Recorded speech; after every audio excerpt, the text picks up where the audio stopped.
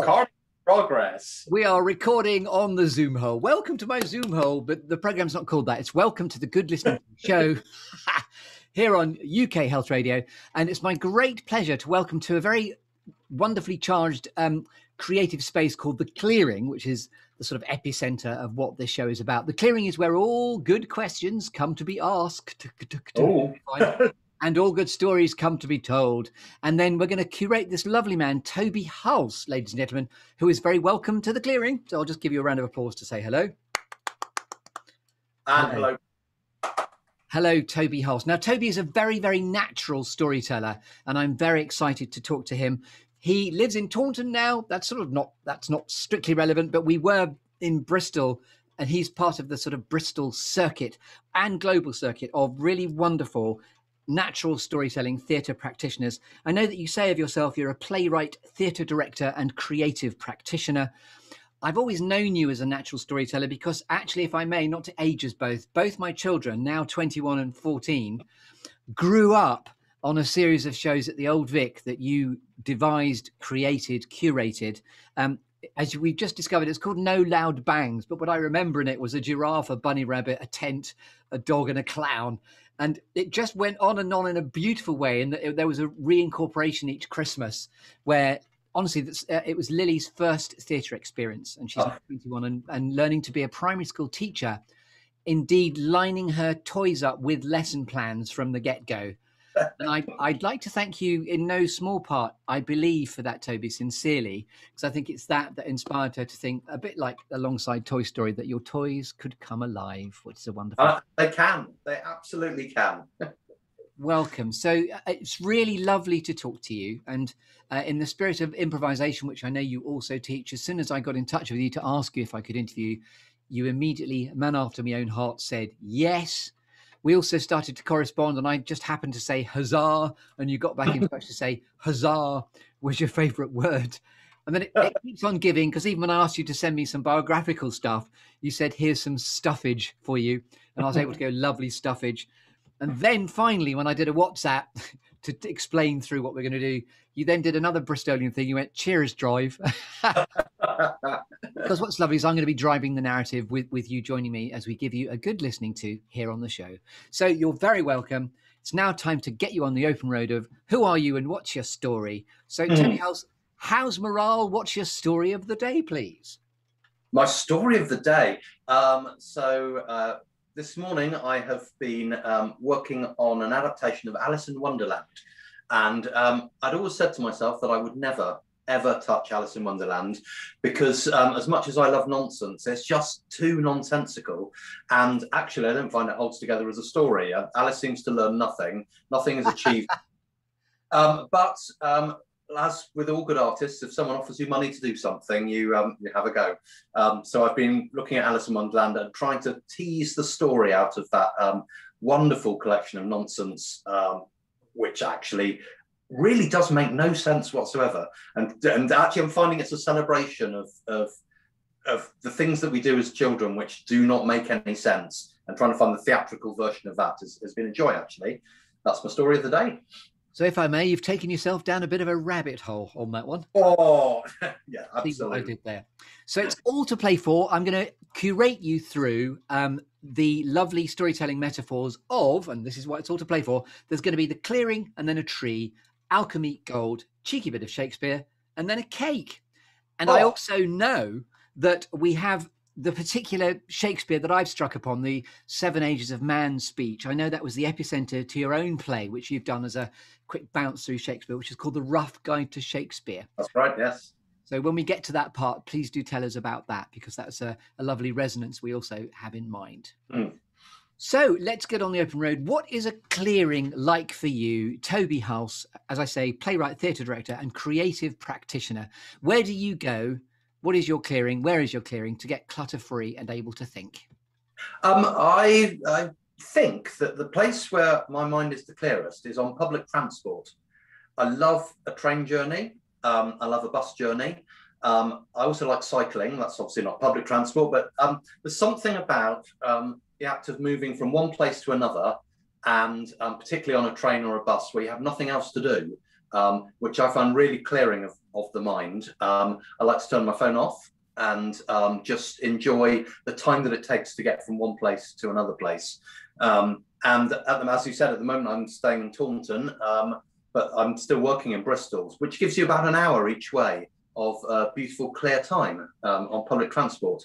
I'm a big fan of buses in particular. In fact, there's very little about the Bristol bus timetable that I don't know. So if you ever want any recommendations, I have to let you know how to get various different places. And by the way, that makes complete sense of your WhatsApp picture, because you are stood in front of some sort of, I think it's a train timetable, isn't it, on a train?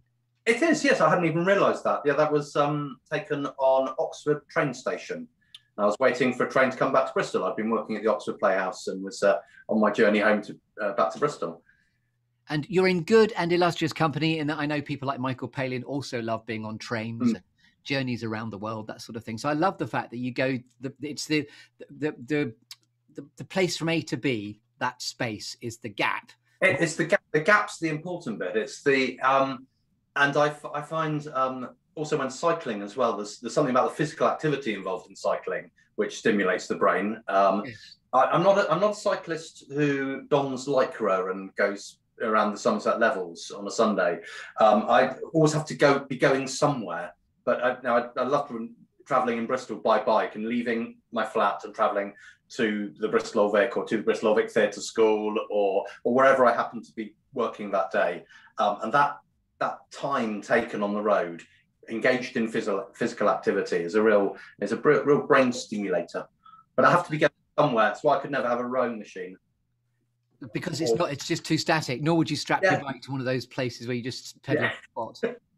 I've got a romantic image of you because you're a director with scripts akimbo, with some sort of lady basket at the front with lots of scripts.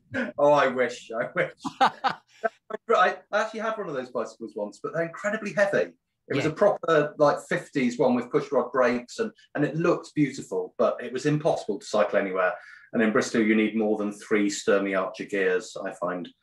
You do. And in fact, I've recently struck upon an adage for myself in Bristol, which is no hill defeats me, because I love my bike too. My bike is my freedom. So I love that you like riding as well.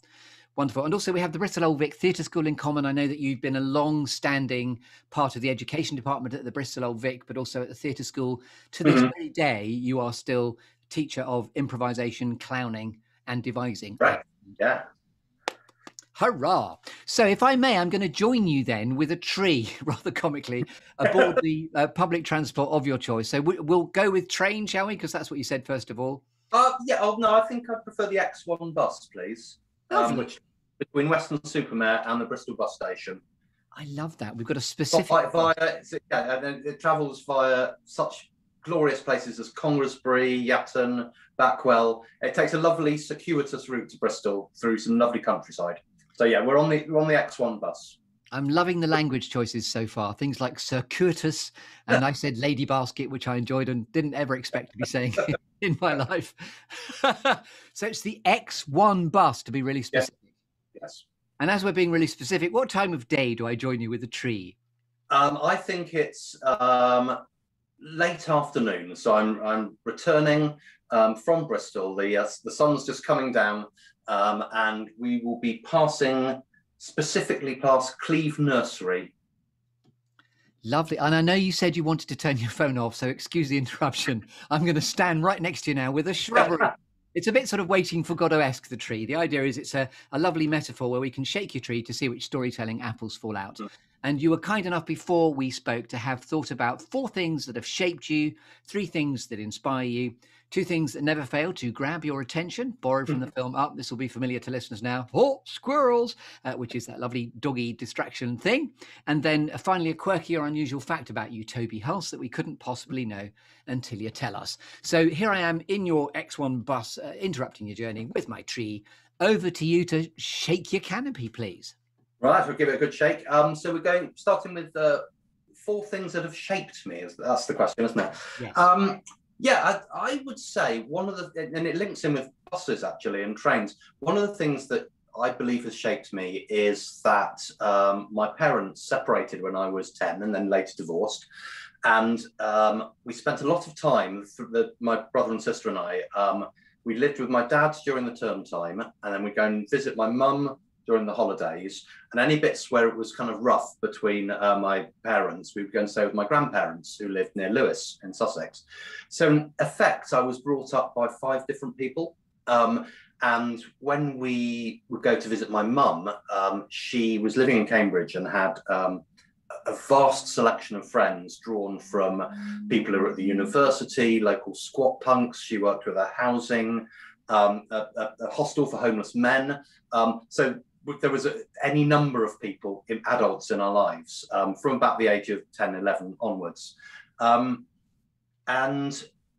there's one of my favorite books is called Meditations by Marcus Aurelius. It's a book of Roman philosophy. Yes. And the opening section of that, he says, is a bit where he goes, from my father I learned this, from my mother I learned, and he goes through each of the adults who influenced in his life. And I can say with all sincerity that every single one of those adults in my life taught me something different, sometimes quite contradictory things, but all of those different influences shaped the way that I grew up. I don't remember much of my life before the age of 10. I think probably because it must have been very stable, secure and predictable. But between the age of 10, 11 and 18, I have very, very vivid memories, particularly of my teenage years, and the influences that came from, my father, who's a wonderful, quiet, but very straight-laced man, from my stepmother, who's very forthright, opinionated, and gloriously loving. My mother, who's wild and completely out of this world. What's the word? I can't think what the word I'm looking for. She's a hippie anyway. Yes. Without unapologetic hippie. Yeah. Free spirit. And then from my 2 grandparents who were just Victorians. So we had this kind of English high tea kind of. What a lovely way to describe your grandparents. They were just Victorians. I love that. And I think I mean temporarily they were just Victorians, but actually they probably were just Victorians. Also, I loved how you described out of the disruption of the contradictory advice and the disruption to your life, which in other hands may have made you fall between several cracks. You're able to find your own narrative through that and make up your own mind. And we were encouraged very early to get the best bits from various different experiences, even ones that would seem quite negative. And there were some bits of growing up that were quite hairy. And when I reflect on them as an adult and now being a parent as well, I think, would I want my own children to go through those particular situations? But actually the positive things that came out of that and the way it helped me understand the world. I mean, as a 13-year-old, to be mixing with homeless men and squat punks, and my mum's lodger was a student. This was in the early 80s, was a PhD student in English literature who liked to wear a black velvet Victorian dress around the house. We met all sorts of bizarre and wonderful people. And then alongside that. How many brothers and sisters did you have? Because you're using the lovely collective we. Yes. So I've got a brother who's about as close to me in age as it's biologically possible to be, and then a sister who's 4 years younger than me. So and then it's the 3 of us together, and we were a very close-knit, still are a very close-knit unit. And by the way, I love the Marcus Aurelius reference, one of my favourite quotes, even about the pandemic, which you may have to help me finish because I didn't know we were going to be talking about that, is never worry about the future because you will always greet it with the same weapons of reason that today arm you against your present is the gist of it. It's extraordinary book, that, and it's really, really... Say the title again, just to hang it there. It's usually published as Meditations, and I think it's a collection of his writings. I can also recommend, whilst we're on Marcus Aurelius, a book by Derren Brown called Happy, which is a kind of modern take on Marcus Aurelius, which is a little bit more accessible, it requires less classical knowledge, and has Derren Brown's wit in it as well. And then a much nowhere near as highbrow reference in the film Gladiator. Marcus Aurelius is played by Richard Harris, isn't it, as the general? I think.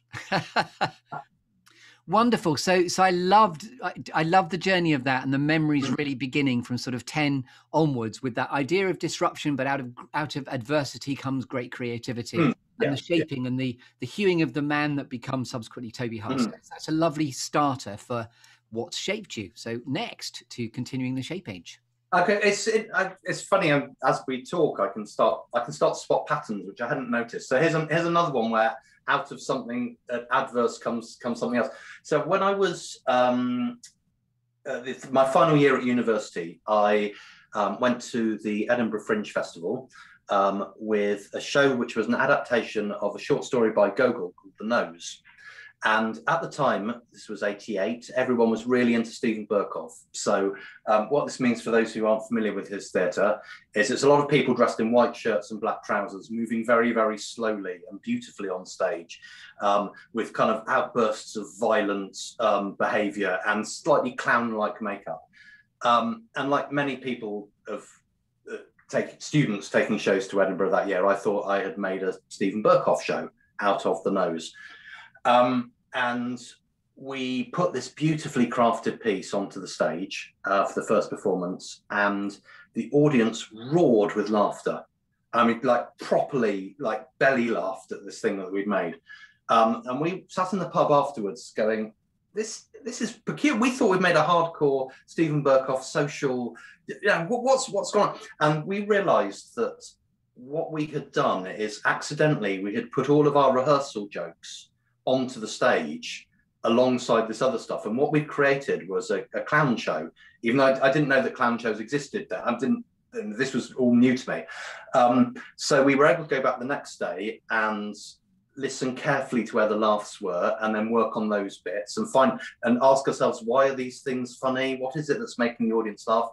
And by the end of the fourth week of the run, we had a really fantastic show, which actually has informed nearly every piece of theatre I've done since. And it was led by the audience. It was led by our us trying to understand our own mistake, trying to understand what had gone wrong. One of the last few shows, someone came to review it, and they came to see us afterwards and said, "Did you all train at Gaulier?" Who's this French clown teacher, for those who aren't familiar with him. And we said, no, who's Gaulier? And we kind of invented clowning by mistake, or rather reinvented it. Obviously, it's been a tradition of thousands of years old. But that sense of having the strength to give up on something was really, there was a very important lesson to me there. I thought I'd made one thing, I'd made something else. So instead of going, I insist that it's the thing I've made. I said, well, what have I made then? What is this? Also, I'm fascinated by, congratulations for not killing it or stamping on it because you tried to overanalyze it, because you're getting the huge laughs. There was immense spontaneity, and yet then you took the risk of trying to analyze that, because often if you analyze comedy, it can generally There's a very interesting thing that I've realized about comedy, which is if you perform in a comedy and it goes really well, you go to the pub afterwards, you will have a drink and say, "Oh, it was brilliant," and then you'll finish your drink. And if it goes badly, you go to the pub afterwards, you have a drink, and you go, "Oh, it was your fault. You cut me off on that line," and you spend all your time concentrating on what's gone wrong. And what I try to do is flip it the other way. So when it goes well, that's when I analyze. Yes. And when it goes badly, I just think, well, we'll never have to do that show again. And it's really useful for improvisation as well, because obviously you can never get improvisation, but it's good to know why something has worked rather than why it hasn't worked. And that's a kind of guiding principle for me, I think, for everything. And, profoundly learning from the mistakes as well, tweaking the mistakes, making it more definite, more sure-footed. Yeah. There's a lot of theatre's about swimming metaphorically away from the reef, where it gets a bit cold because you're risking more. But then to get safer in that means that you can pull audiences to a really unfamiliar place, but do it with safety.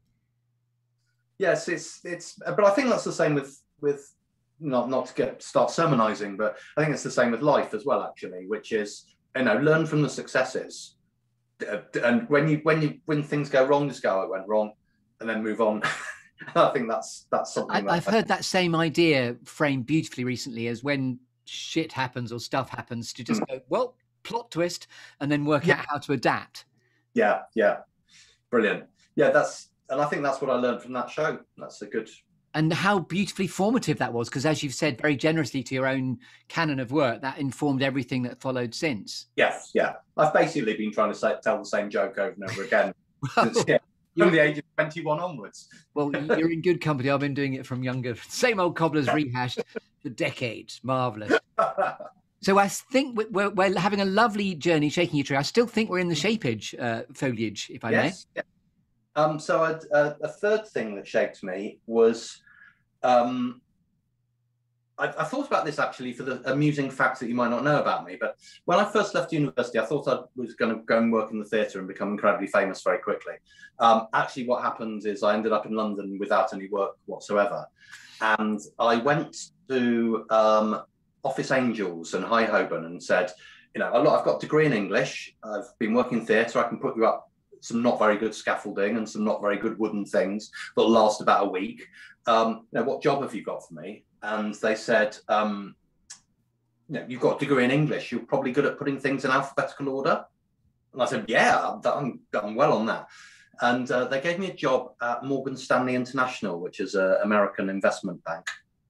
And I ended up working there for 18 months, slowly getting more and more responsibility, slowly learning more and more about how merchant and investment banking works, until it got to the point where they were just about to offer me a full-time professional job, which would have been a massive mortgage subsidy and a car and a suit and all this kind of thing. And they sent me on a training course before I accepted the post. And after a day and a half of training, and this guy was the best trainer I've ever encountered, because he was teaching someone who had no interest in finance whatsoever, i.e. me, about how finance works. He was brilliant, and my understanding of global investment banking was good then. But at the end of the day and a half, he said, has anyone got any questions about what we've done over this last period? And there were lots of Harvard graduates there who were like, yes, sir, we're interested in the mortgage-backed bond market in Australia. So there was all this stuff coming out. And I put my hand up and I said, I just want to compliment you on your training. It's really good. I've learned an incredible amount about how banking works, but you haven't told me why banking, why, what is it? And he said, And he said, are you asking me if we serve any useful moral function? I said, yeah, I suppose I am asking you that question. And he said, we don't. He was completely honest and said, we don't. Now we exist, the world can't do without us, but we have no useful function in society. In your turn, what you're thinking about. And I left that evening thinking, blimey. I mean, I appreciate your honesty, but it really shook me somewhere. And that evening I went to the Cambridge Arms, which is in Cambridge Circus, near where Les Mis is playing. And I was sitting on a table recounting this to my friend, and the table next to me, a woman leant over and said, well, if you think that's bad, you should try being a teacher. And I thought, you know what, I've never thought of being a teacher. And she was a primary school teacher, and she taught reception children, 4 and 5-year-olds in Walthamstow. And she said, come into my class, come and see what it's like. So I went into her class and spent a day as a volunteer in the class. And that was it. It turned something on in my head about, I knew that I wanted any employment that I had to have some kind of moral or some useful function to society. And I guess I'd always ruled out teaching because I thought teachers worked in secondary schools. I'd forgotten all about primary school. And it also introduced me to 4 and 5-year-olds who I didn't, as a 23-year-old man, I didn't know any 4 and 5-year-olds. I hadn't got to the point yet where my friends were having children and I didn't have any children. And I really enjoyed the company of 34 and 5-year-olds in an educational setting. And I liked the way they played, and I liked the way that play was a way of learning. And I left London shortly afterwards and went and trained as a teacher. And I taught in nursery and reception classes for 6 years before finally going back to theatre. And I've always said, if theatre fell through, I would really happily go back to work in nursery and reception classes. Because there's something about that involvement with children of that age. Such a profound, attuned to your own purpose story there about how you were going to get sucked into a vortex of deep unhappiness and despair and disconnection from a purpose of your own core value. And what's so delicious is that someone eavesdropping then plants a sort of depth charge of gold, which then pulls you towards your purpose. And it sounded like her imperative at the beginning, oh, you think that's bad, as if she was going to take you deeper. But actually what she meant was, this is the antidote. Yes, yeah. You know, if you complain about your job, there's always someone who will complain about their job more. But actually, it was the thing. It was a turning point for me, and I was quite directionless, and I would probably have gone into the bank. This is what you do if you've got a degree and you're in London and you need money. And I don't know where I'd be now, but it was a really defining moment that evening. And I'm not just being nice to you because of my own children's experience of your theatre making. I think the world is a richer place for you being a storyteller rather than a banker. And I don't mean any disservice to anyone who might be working in that field. Yeah. But as you said, you found a really wonderful teacher within that environment. And what was the name? Do you remember the name of the teacher that eavesdropped that day that changed your life? Belinda Young. And is she still out there and you still in touch? I don't know. We were actually in a relationship for a little while after that. Then she went off to Germany and I kind of lost contact with her. But no, I can still remember that really vividly. That's such a lovely, lovely plunge into the archive of Toby Hulse's sort of, it's sometimes called the source work, isn't it? When you look back on where it all began. Yeah. This happened, then this happened. Oh, guess what? This happened. And so that's such an extraordinary night in the pub. Yeah. Windows of opportunity. And also I've been struck on a quote, which is what's meant for you won't pass you by, but you've got to be truly present to what the world is telling you in order to tune into that. Lovely stuff, Toby. Thank you. So I think we might be at the point of 3 things that inspire you now, even though there could be some overlap, obviously. Yeah. So again, I noticed a kind of a common theme running through these as I've spent the 5 minutes thinking about it. So one thing that really inspires me is the novel Moby Dick by Herman Melville. And what I like about it, not only is it a thundering good read, but he can't help but cram into it as much as he possibly can. It's like reading every single book simultaneously and watching every single play simultaneously. It's like it's a cross between the Bible and the sea shanty, and it's extraordinary. And there's something about the ridiculous ambition of that novel. Another one that fits into the same genre is Les Miserables. Which again is a massive, and it's like Victor Hugo can't resist putting in an essay about the French Revolution, and then his own thoughts about the Battle of Waterloo, and then a bit of plot, and then it's that kind of mad eclectic imagination. And Moby Dick, I've read the book so many times, and every time it inspires me, excites me, puzzles me. There are bits I've got no idea what's going on in it. It's great book. I so relate to that. It's the idea of a smorgasbord and a buffet, and I'm slightly food obsessed, and it's like just shoving everything in your face. If in doubt, put something else in. It's great. And indeed, I thought that was a gentle dig at the fact that I've crammed in loads to get you to answer about in this as well. But I thank you for the Moby Dick reference as being an inspirational source for you. That's so wonderful, because you never fail to delight with the amount of inventiveness that's going on in theatre pieces. I don't think you can have too much. I don't think there is such a thing as too much. Well, you should see me at a buffet. It is possible to stuff too much. Wonderful. Back to you. And second is the paintings of the painter Uccello. Now, I don't know if you know, Uccello was a sort of mid-Renaissance painter. And he became completely obsessed with perspective. So perspective is just being explored, rediscovered. And famous paintings of his include the Battle of San Romano, which is in the National, and there's another version of it in the Uffizi. The one I particularly enjoy is called Hunt in the Forest, which is in the Ashmolean Museum in Oxford. And what's brilliant about the work of Uccello is, although he's so obsessed with a perspective, he can't do it. he's like the ultimate clown painter.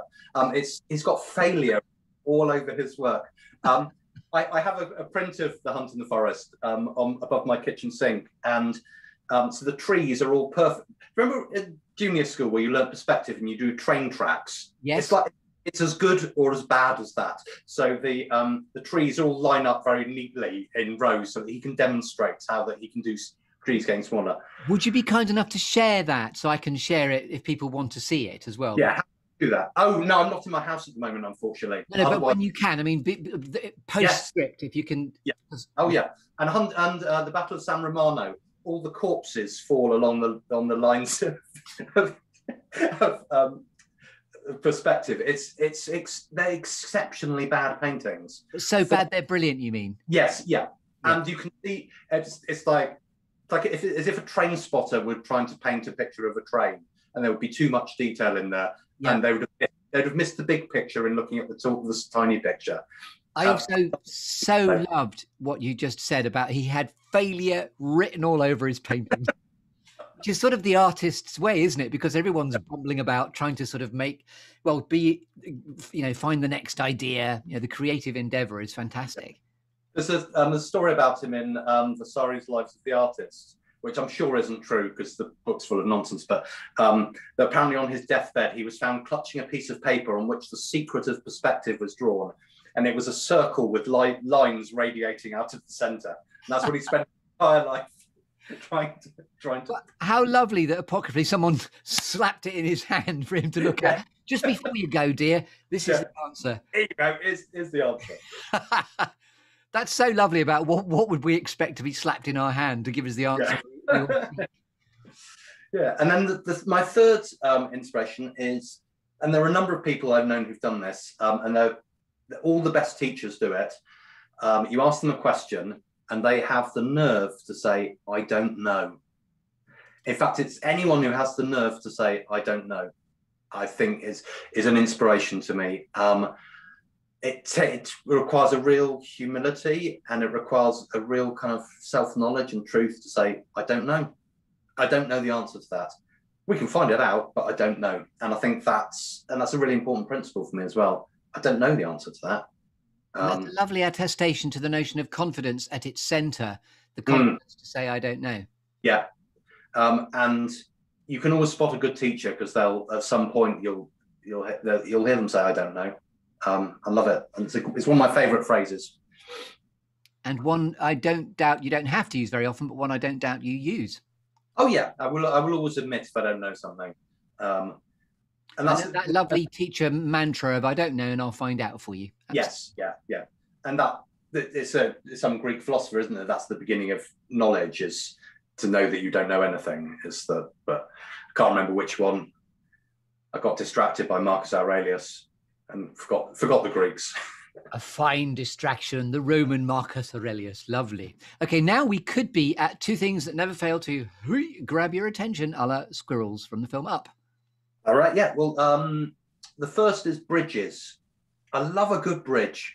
I really, really like a good bridge. And I didn't realise quite how much I liked a good bridge until I was playing. We all like to annoy the ones we love, don't we? Annoy them, did you say? Yeah, annoy them. Yeah. One thing that really annoys my partner is if you ask her inane questions, particularly if they're ones that you actually want to know the answer to. So we were on a long train journey to Leeds, and she hates trains. What? So if you could only eat one vegetable for the rest of your life, what would that vegetable be? Is that kind of level of question? And then I said, what's your favourite bridge?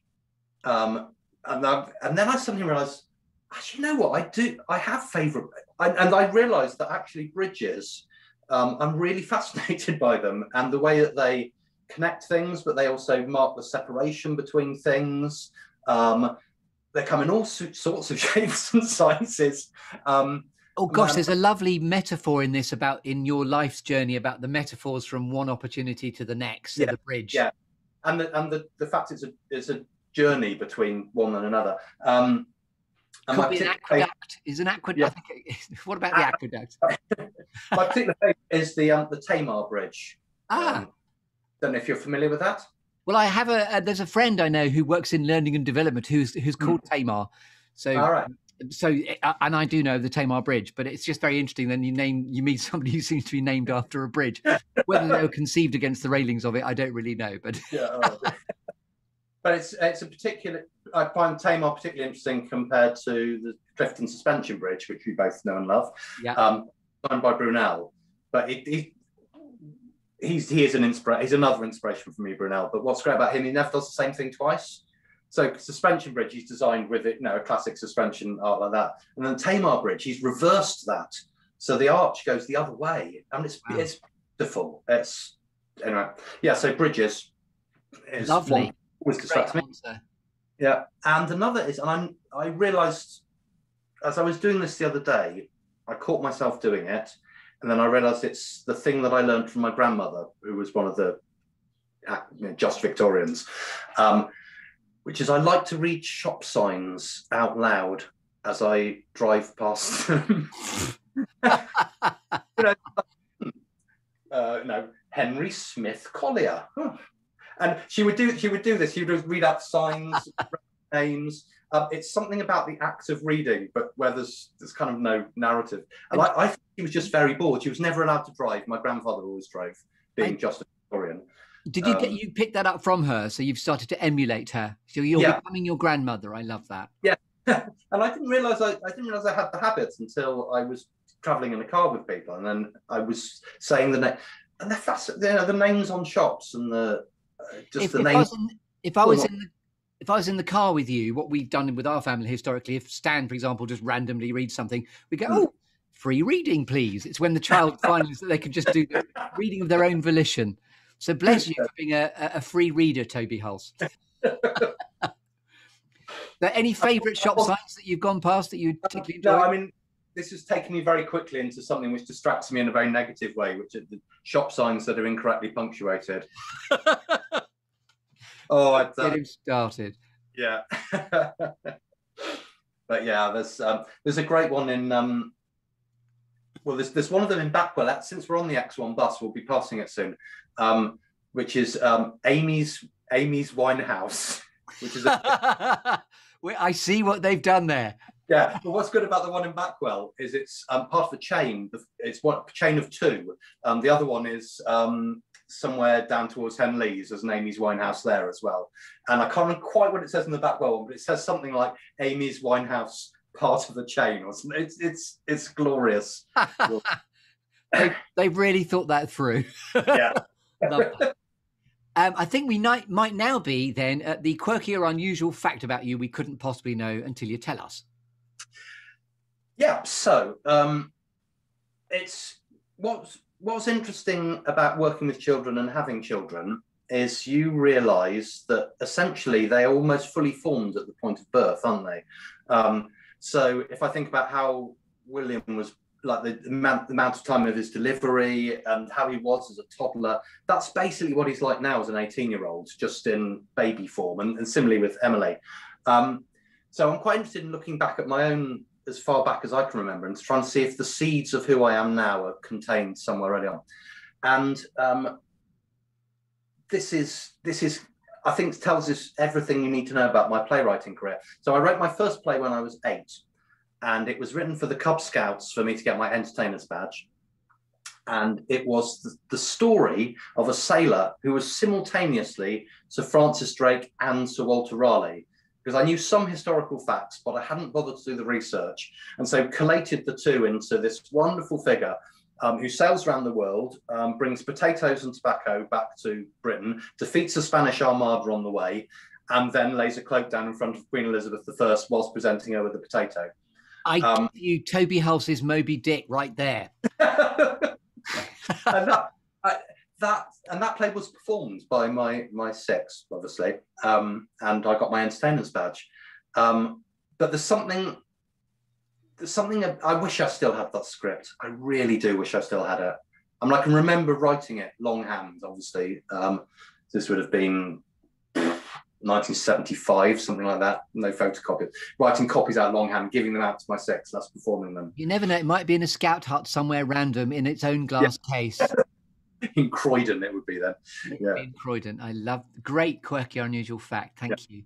We have shaken your tree, which was a delight. So now we're going to move away from the tree, but stay in the clearing. And you've been giving this by the bucket load anyway, but alchemy and gold now. And it's fairly implicit in how you've been letting your thinking unfold, Toby. But when you are at purpose and in flow, what is it you most like to be doing? Playing. So whether that's playing in a rehearsal room or in a classroom playing with children or with friends playing a game or having a daft conversation with someone and just playing backwards and forwards. Playing. I'm not a sports person, but I do like all my favourite games have no winner in them whatsoever. I sound like some awful trendy primary school, don't I? Where everyone gets primary school mentoring. Yeah, so I particularly like pointless games, as in the pointless conversation. So games like Jenga I really enjoy because no one wins Jenga, it just ends and everyone loses.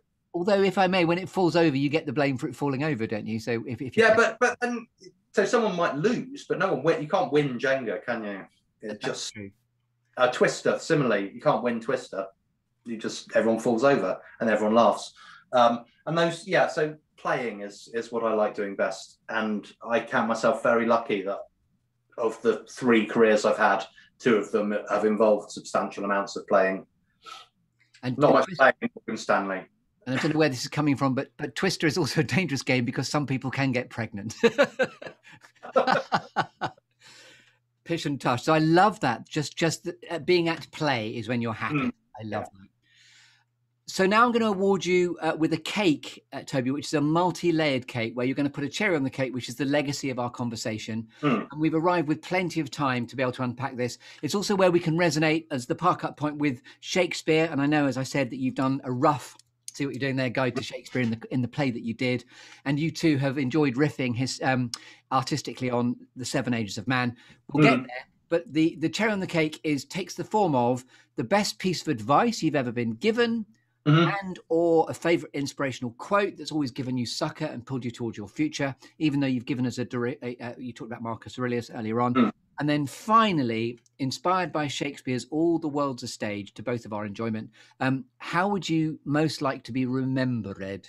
What would you like Toby Hulse's legacy to be? So the best version of the best advice that I've ever been given was given to me. Actually, she gave me 2 pieces of advice, one of which I've been able to act on, the other I've never had to use, thank God. So when I was teaching at Bishop Road Primary School in Bristol, we had a fantastic deputy head called Rahana Siraj Allen, who then went on to be a head in Easton.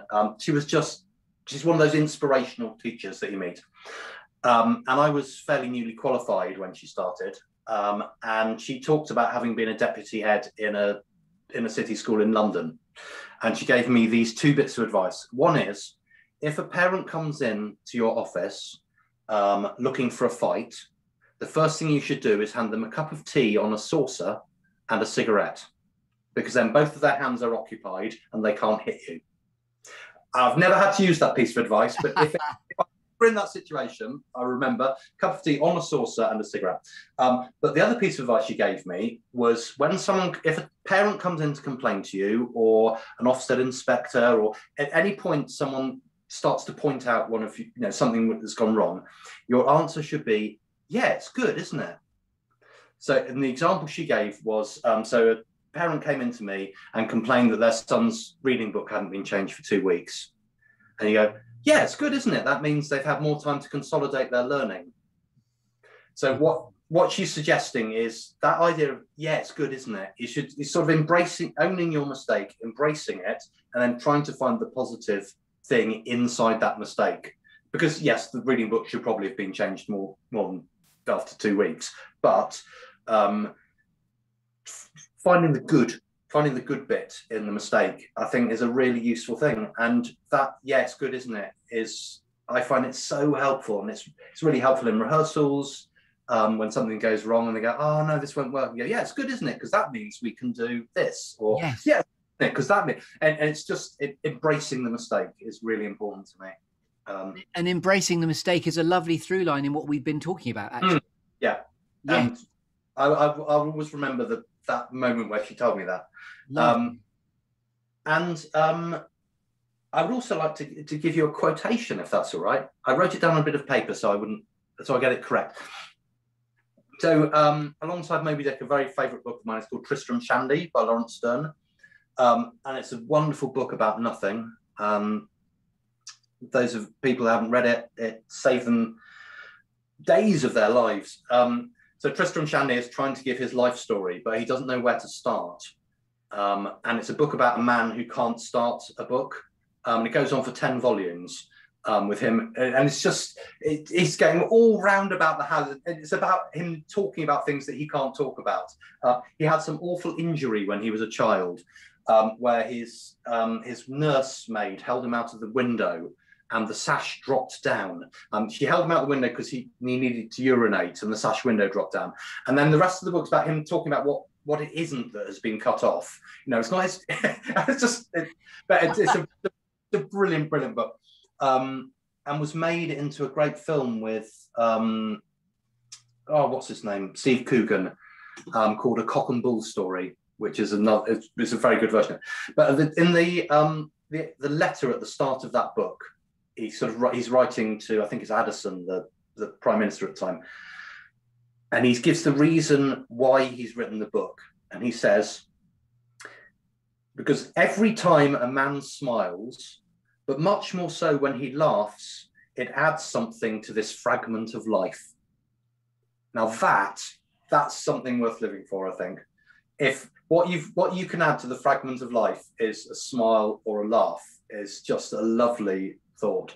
And it's nothing more than that. That's the thing. And smiles and laughter are so wonderfully temporary and transitory, and they can only exist in that one spontaneous moment. And as we said earlier, you can't really analyze them. You can try to get to another laugh, but it won't ever be the first laugh that you got.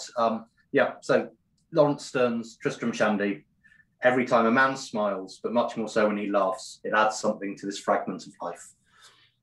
And if I may, that sounds like a wonderful legacy and how you'd like to be remembered as well, with that as the quote. Is that what you intended? Yeah, I could only ever paraphrase that, and I think he's put it perfectly. I think if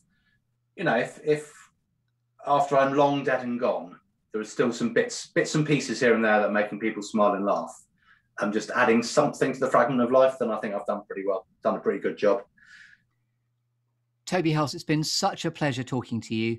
Just quickly, we've only got about a minute left, but just tell me where we can find out more about you, the wonderful Toby Hulse, playwright, theatre director and creative practitioner on the internet. So if you look for Roustabout Theatre, so Roustabout is like a roundabout, but with an ST. It's the name of an Elvis Presley film, as it happens. Roustabout Theatre, there's all the stuff that my company's doing, and we're got a number of shows running at the moment, and there's lots of online stuff we've done too. That's where I am. So, Toby, thank you so much for gracing us with your presence here in the Good Listening To Show, Tearing. I'm going to say a ta-ta to you. With anything else you'd like to say? No, I've just really enjoyed this. It's been really nice chatting with you. Thank you. And I'll just say goodbye to you and do a quick outro for our listeners. Thank you very much indeed. You've been listening to me, Chris Grimes, and this has been Toby Hulse on the Good Listening To Show and podcast. Goodbye.